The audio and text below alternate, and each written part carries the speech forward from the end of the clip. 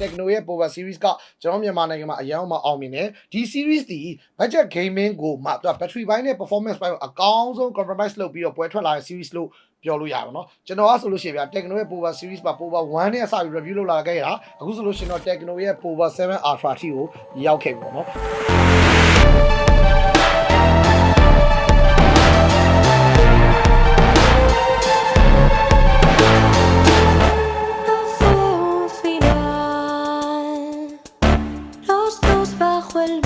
Tratando respirar,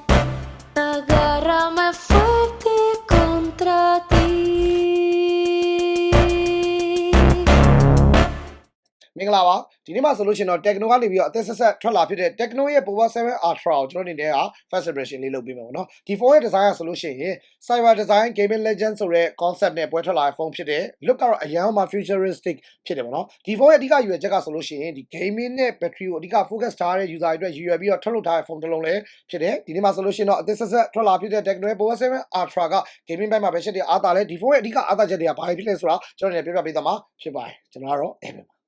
ထုံးစံတိုင်း design ပိုင်းပဲစမယ်နော် design ပိုင်းနဲ့ပြောရမယ်ဆိုလို့ရှိရင်တော့ဒီ phone ဒီ Tecno ရဲ့ Power Series တွေရဲ့ထုံးစံတိုင်းပဲလုံးဝမှခက်ရှစ်ပြေးတဲ့ Cyberpunk themes နဲ့ပွဲထွက်လာကျွန်တော်တို့တွေ့ရတယ်နောက်ကျောဘက်မှာဆိုလို့ရှိရင်တော့အရင်ကျွန်တော် Tecno Power Series တွေမှာတွေ့ခဲ့မှုတဲ့ geometric design ကိုမှလုံးဝခက်ရှစ်အပြေးဆုံးအမိုက်ဆုံးဖြစ်အောင်ဖန်တီးပေးတာကျွန်တော်တို့တွေ့ရတယ်ဒီ phone ဆိုလို့ရှိရင်ဗျ triangle shape camera band နဲ့မှာ camera 3လုံးကိုထည့်ပေးတာကျွန်တော်တို့တွေ့ရတယ် triangle shape camera bank ဆိုတာတော့ဗျ Tecno ရဲ့ Power Series ပရိသတ်တွေအကုန်လုံးနဲ့ရင်းနှီးပြီးသားဒီ power ရဲ့ stability ကိုကုန်စားပြုတယ်လို့ဆိုလိုတယ်ကင်မရာဘက်ပတ်လေမှာဆိုလို့ရှိရင်တော့ stated lighting system ကိုထည့်ပေးထားတယ် mini LED ပေါင်း104လုံးထိပါဝင်အောင်ကျွန်တော်တို့တွေ့ရပါတော့ဒီ phone ဆိုလို့ရှိရင် game ကိုဆော့ရတာဝါသာပါတဲ့လူငယ်တွေကြားထဲမှာဆိုလို့ရှိရင်အရောက်မှာ fresh လို့ဖြစ်နေမယ်အရောက်မှာခစ်ရှစ်ပြေးပြီးတော့စိတ်ဝင်စားစရာကောင်းတဲ့ attention ရတဲ့ phone လုံးဖြစ်နေမှာသိကြတယ်ဝိတ်နေပြောရမယ်ဆိုလို့ရှိရင်198 gram လေးကျွန်တော် smartphone လောကမှာဆိုလို့ရှိရင်200 gram out phone တွေဆိုတာကဒါပေါ့တယ်လို့ပဲပြောလို့ရမှာနော်ခေါင်းတစ်ချက်ပြောရမယ်ဆိုလို့ရှိရင်200 gram out ဆိုပေမဲ့သူက battery နဲ့ဆိုလို့ရှိရင်တော့6000 mAh battery ကိုအသုံးပြုပေးတာပါနော်ဆိုတော့ဒီလောက် battery ပမာဏမှာဒီလောက် weight ပဲရှိတယ်ဆိုတာကတော်တော်လေးမှအဆင်ပြေတယ်ဒါထဲမှာ1နဲ့သုံးမယ်ဆိုလို့ရှိရင်လည်းတော်တော်လေးမှအဆင်ပြေတဲ့အလေးချိန်ပမာဏလို့ကျွန်တော်တို့ပြောချင်တယ်ပေါ့နော်ဒါပြင်မှာ IP64 water and dust resistant ပါဝင်တာဖြစ်တဲ့ကြောင့်တာမန်ရေဆိုတာရေစင်တာနဲ့ဖုံတယ်တော့ခံနိုင်ရှိရလို့တော့ပြောပြရစီနောက်တဲ့သတင်းကောင်းကကျတော့ဒီ phone ရဲ့ base quality က game ကိုအကြာကြီးကစားမဲ့လူငယ်တွေအတွက်ဆိုလို့ရှိရင်တော့အဆင်ပြေရလို့ပြောလို့ရတယ်။ဒီကတော့ဒီဘေးပေါင်ပေါ့နော်။ဘေးပေါင်တွေက rounded ဖြစ်တာဖြစ်တဲ့ကြောင့်ကျွန်တော်တို့လက်ထက်မှာကင်မယ်ဆိုလို့ရှိရင်လည်းဒီလက်ကိုထောက်နေတာတွေလာရှတာတွေအဲ့လိုမျိုးမဖြစ်တော့ဘူး။ကျွန်တော်တို့ long time gaming တွေအတွက်ဆိုလို့ရှိရင်လည်းကင်ရ hand feeling ကတော်တော်လေးမှကောင်းတယ်လို့ပြောလို့ရတယ်နော်။နောက်တစ်ခုသဘောကျအချက်ကိုပြောရမယ်ဆိုလို့ရှိရင်ဒီ phone ရဲ့ haptic feedback ပေါ့နော်။သူ့ရဲ့ haptic feedback ကတော်တော်လေးမှကောင်းတယ်ကျွန်တော်တို့ဗျခလုတ်မရှိဘူးဒါပေမဲ့ screen ကိုနှိပ်ရတာပဲဒါပေမဲ့သူ့ရဲ့ haptic feedback ကတော်တော်လေးကောင်းတာဖြစ်တဲ့ကြောင့်ကျွန်တော်တို့ခလုတ်တစ်ခုကိုနှိပ်နေရဆိုတဲ့ခံစားချက်မျိုးကိုရပါတော့။ long time gaming မှာဆိုလို့ရှိရင်ဒီလိုမျိုး haptic feedback ပါဝင်တာဖြစ်တဲ့ကြောင့်တော်တော်လေးမှကောင်းမွန်တဲ့ gaming experience ကိုရလိမ့်မယ်လို့ကျွန်တော်တို့ပြောပြရစီကျွန်တော် display ကြောင်းဆက်ပြီးတော့သွားလိုက်အောင်ပါနော် display နဲ့ပြောရမယ်ဆိုလို့ရှိရင်တော့6.6 ခုနှစ်လက်မရှိတဲ့ display ကိုမှ 1.5K AMOLED display နဲ့လာမယ် 144 Hz refresh rate ရမယ်ပေါ့နော်ဒီ phone ရဲ့ display ရဲ့ရုပ်ထွက်တရားဆိုလို့ရှိရင်တော်တော်လေးမှ sharp ဖြစ်တယ်လို့ပြောလို့ရတယ် color တွေကလည်းဗျ AMOLED screen ဖြစ်တာဖြစ်တဲ့ကြောင့်အရင်မှ vibrate ဖြစ်တယ်ပေါ့နော်ဆိုတော့ဒီ display မှာဆိုလို့ရှိရင်ကျွန်တော်က game ဆော့တာတွေမကဘဲနဲ့ရုပ်ရှင်တွေကြည့်မယ်ဆိုလို့ရှိရင်လည်း media consumption experience ကိုတော်တော်လေးကောင်းအောင်ရမယ်လို့ကျွန်တော်ပြောချင်တယ်ဒါပြင်မှာတော်တော်လေးမှ immersive ဖြစ်တဲ့ viewing experience ကိုရတယ်လို့ကျွန်တော်တို့ပြောချင်တယ်ပေါ့နော်ဆိုတော့ peak brightness တွေဆိုလို့ရှိရင်လည်း4500 nits ပါဝင်တာဖြစ်တဲ့ကြောင့်ကျွန်တော်ဒီ set night နေရာအောက်တက်တဲ့မှာသုံးမယ်ဆိုလို့ရှိရင်တော့မှဒီ peak brightness ကလုံလောက်တဲ့ peak brightness လို့ပဲပြောပြရစီAMOLED display ဖြစ်တာဖြစ်တဲ့ကြောင့်ဒီ phone မှာဆိုလို့ရှိရင်တော့ under display fingerprint scanner ကိုပဲအသုံးပြုပေးထားတယ်သူ့ရဲ့ under display fingerprint scanner ကလည်းကျွန်တော်အခုစမ်းကြည့်ရသလောက်ဆိုလို့ရှိရင်တော်တော်လေးပါမြန်တယ်ပေါ့နော်ထိလိုက်တာနဲ့ပွဲထိပွင့်မယ်တစ်ဆက်တည်းမှာကျွန်တော် software ကြောင်းလေးပြောပြချင်တယ်ပေါ့နော်ဒီ phone ဒီသူက gaming အတွက်ရည်ရွယ်ပြီးထုတ်ထားတာဖြစ်တဲ့ကြောင့်သူ့ရဲ့ UI design ဆိုလို့ရှိရင်အရင်မှသူက gaming ဆန်အောင်လုပ်ပေးတာပေါ့နော်သူကလုံးဝ cyber style UI design ဆိုတဲ့ပုံစံမျိုးနဲ့ပွဲထွက်လာတယ်ဒီထဲမှာဆိုလို့ရှိရင်လည်းသူ icon mount 1000ကျော်တစ်တစ်ချာချာလေး redesign လုပ်ထားပါပေါ့နော်ဆိုတော့ gaming အငွေ့သက်တွေရတဲ့ UI ကိုပိုင်ဆိုင်တဲ့ phone လုံးလို့ပြောပြရစီperformance နဲ့ပြောရမယ်ဆိုလို့ရှိရင်တော့ဒီ phone ကဆိုလို့ရှိရင် MediaTek ရဲ့ Dimensity 8350 Ultimate 4nm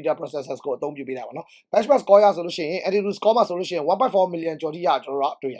RAM ကတော့ 12GB RAM ရဲ့ storage ကကျ 256GB storage နဲ့လာမယ်ခေါင်းတစ်ချက်ကိုပြောရမယ်ဆိုလို့ရှိရင်ဒီ phone မှာအပူကိုထိန်းချုပ်ဖို့အတွက် vapor chamber ရဲ့နောက်တစ်ခါကျ advanced thermal material ကိုထည့်သွင်းပေးထားတာဖြစ်တဲ့ကြောင့် game ဆော့တဲ့ခါကျလို့ရှိရင် thermal ဘက်မှာကောင်းကောင်းကြီးကိုမှ control လုပ်နိုင်မယ်လို့တော့ Tecno ကဆိုထားတယ်ဒီ phone ရဲ့ highlight feature ဖြစ်တဲ့ battery ကြောင်းလေးဆက်ပြီးတော့ပြောပြချင်ပါတယ်ခင်ဗျာ battery နဲ့ဆိုလို့ရှိရင်တော့ Tecno ရဲ့ Power 7 ဆိုလို့ရှိရင်6000 mAh battery အကြီးနဲ့လာတယ် 70W first charging ပါဝင်တာကျွန်တော်တို့တွေ့ရပါတော့ဒီ phone က bypass charging 2.0 ပါဝင်တာဖြစ်တဲ့ကြောင့်အာသညိုတက်လက်နဲ့ game ဆော့မဲ့ gamer တွေအတွက်ဆိုလို့ရှိရင်လည်း safety ဘက်မှာလုံးဝမှစိတ်ချ gaming ဘိုင်းဦးစားပေးထားဖြစ်တဲ့ကြောင့် camera ဘိုင်းမှာကျတော့အားနည်းမှလားလို့တချို့ကလည်းဒီကောင်းသိကြလိမ့်မယ်နောက်ကျောဘက်မှာ 1.8 megapixel main camera ရဲ့8 megapixel ultra wide ဆိုပြီးတော့ပါဝင်နေပါတော့ဆိုတော့ 1.8 megapixel main camera နဲ့ရိုက်တဲ့ပုံရိပ်တွေကဆိုလို့ရှိရင်အဓိက lighting ကောင်းကောင်းရတဲ့နေရာတွေမှာရိုက်မယ်ဆိုလို့ရှိရင်ပုံထွက်တွေတော်တော်လေးမှကောင်းတာကျွန်တော်တို့ကတွေ့ရပါတော့ Tecno ကအရင်တော့ဆိုလို့ရှိရင် battery ဘိုင်း gaming ဘိုင်း performance ဘိုင်းကိုပဲအဓိကဦးစားပေးပြီးလုပ်တယ်ဆိုပြီးဒီနေ့မှာဆိုလို့ရှိရင် camera လည်းတော်တော်လေးမှတိုးတက်လာကျွန်တော်တို့ကတွေ့ရတယ်ဒီမှာဆိုလို့ရှိရင်လည်းကျွန်တော် sample ရိုက်ထားတဲ့ပုံလေးတွေပြပေးထားပါ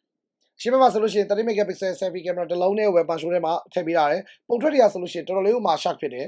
မြင်အောင်ပြောမယ်ဆိုလို့ရှိရင် natural sun နဲ့ပေါ့နော် selfie camera မှာဆိုလို့ရှိရင် main ကလေးတွေအဓိကသုံးဖို့အတွက်အဲ့လိုမျိုးအရင်ချောအောင်လုပ်ပေးလိုက်တာမဟုတ်ဘဲနဲ့တော်တော်လေးကိုမှ detail ကောင်းတာကျွန်တော်တို့တွေ့ရတယ်ကြည့်ရဒီဖုန်းကယောက်ျားလေးအတွက်ရည်ရွယ်တာဖြစ်တဲ့ကြောင့်ဟို selfie ကိုအရင်မချောဘဲနဲ့ natural ပုံစံမျိုးရအောင်လုပ်ပေးတာလို့ကျွန်တော်တို့ထင်ပါတယ်